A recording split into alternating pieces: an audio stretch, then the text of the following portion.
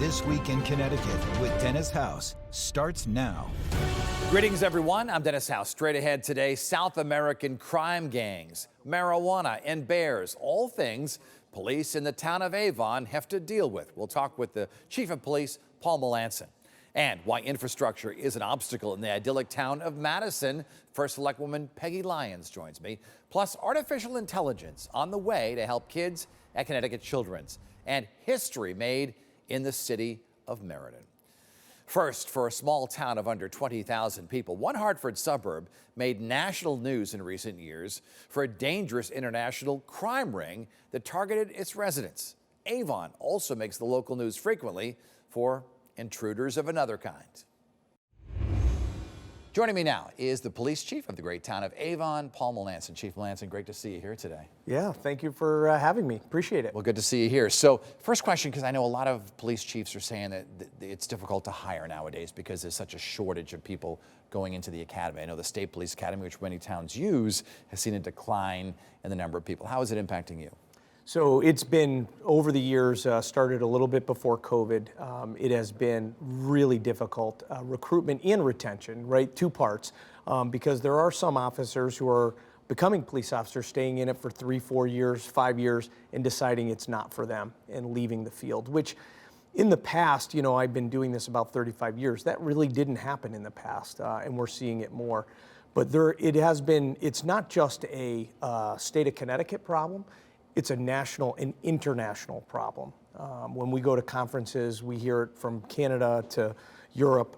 Everybody is having a difficult time recruiting police officers. In your judgment, is there a solution, things that could be done differently to recruit more people into the industry?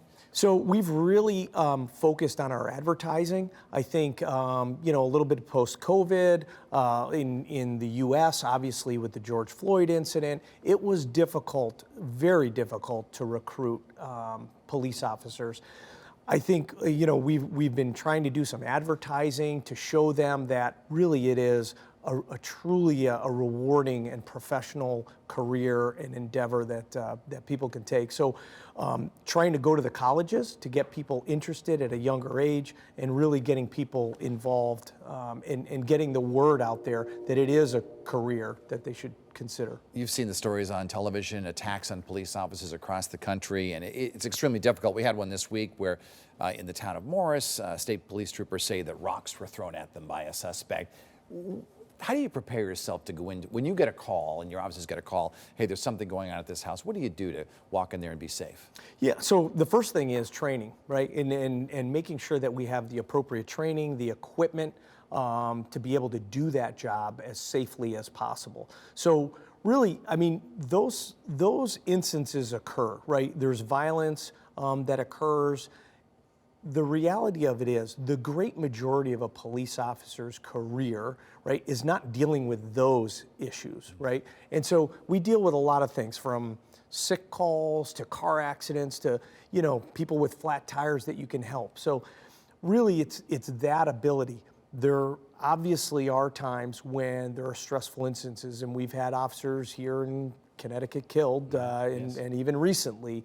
And, you know, we like to make sure that our officers understand that there is that risk. There's always that risk. However, that is really, the percentage-wise, is fairly low on that. But proper training, proper equipment, and proper practices and procedures can help limit those. Marijuana is now legal across Connecticut. Is it a challenge for your officers when they pull over someone and they smell it? Yes, it is very difficult. And never mind pull somebody over, somebody can drive by you smoking marijuana and you can't stop them. So you can see them smoking, there's nothing you can do? Correct. It is illegal to stop somebody for smoking marijuana in a car in Connecticut. So, you know, obviously if they're swerving all over the road or other factors. You know, this was a concern that the Chiefs of Police Association had voiced, and with alcohol, obviously there's a breathalyzer. There's a test that we can do. Marijuana is different, and there is no test that we can use to determine if somebody is impaired with marijuana. So we use drug recognition experts who, you know, will go through a whole volley of tests with somebody and to see if they can perform functions But there's no breathalyzer. There's no test that says, yes, this person's impaired and here's the level they're impaired. So if you pull someone over and smoke is pouring out of the car and he seems stoned, what is the procedure after that? Do you have to call in an expert, or? So we would start by doing the same test that we do for alcohol, you know, the walk and turn, one leg stand. So we would do those field sobriety tests for them to determine impairment. And then once we determine impairment, we can make an arrest for an impairment, and that's when then you would call in a drug recognition expert. There's several throughout the state, and they would come and obviously interview the person and carry it forward from there. What are some of the major crimes that you deal with on a regular basis in Avon? People think Avon, oh, it's this great town, doesn't have a lot of crime, but you've got things you have to deal with. Yeah, so we just made 3 really great arrests. We have a couple warrants, and people have heard of the South American Theft Group, SATG. Yes, we've done some reporting on that, yeah. Yes, and actually you got the word out in Avon and rode along with one of our officers. We had numerous houses that were burglarized. Hundreds of thousands of dollars were stolen. Our detectives did a great job. We were able to track people down. We were able to go to Georgia, pick up 2 suspects, Nebraska, pick up another suspect. Wow. These are the same overall groups that are targeting you know, the professional athletes and those sorts of things. So, but we were having a spate of those. They would come into town, they'd go through 10 or 12 houses, they'd go away, 8, 9 months later, they'd come back. And so that was a serious issue, obviously, that we were having. And this network was out of the country? They are, yes. Most of them are from South America. The ones we had several passports, fake names, fake information. I have to ask you about something that's somewhat comical. We all think the videos are cute, but bears are a big problem, particularly in the town of Avon. There was an incident not too long ago where one broke into a bakery and scared some people off right on Route 44. What do you do when you get that call, hey, a bear is in my house? Yeah, and Avon has had its share. We had our Memorial Day parade a couple years ago, and 2 bears went running through the middle of it as people are sitting there waiting for the parade. We had the cupcakes that were eaten. We had a woman who was bit by a bear. So we've had our share. Really, education is probably foremost on that. Really education to make sure that food sources, when the bears are out there, bears normally do not like to associate with people.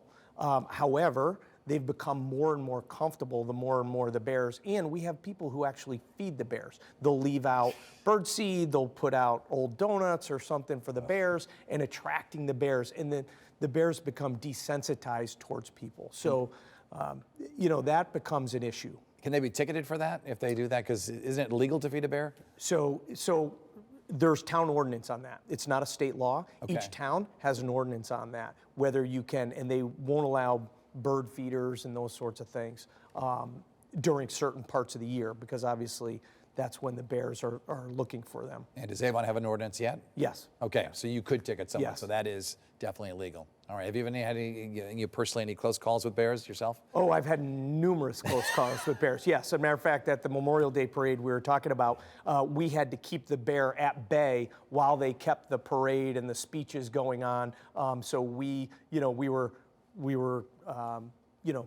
hazing him to keep him away from coming towards the crowd and all that stuff. So we were putting ourselves in between the bear and the crowd.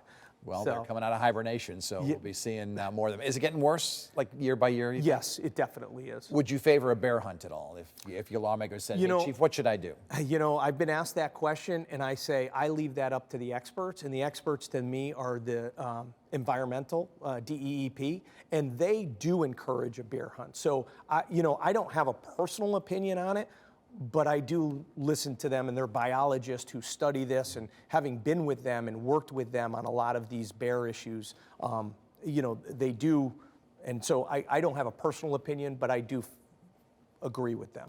He is the police chief of the town of Avon, Paul Melanson. Thank you so much for being with us here today. We appreciate it. Thank you. I appreciate you having me here. Best of luck with those bears this spring. Yes.